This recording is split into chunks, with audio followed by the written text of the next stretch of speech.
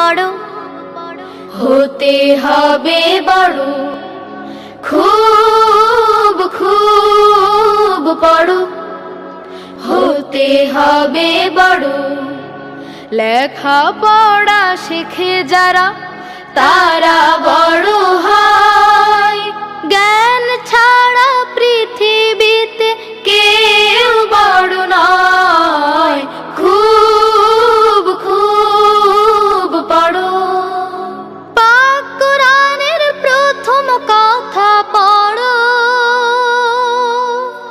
সেই কথাটি শক্ত করে ধরো।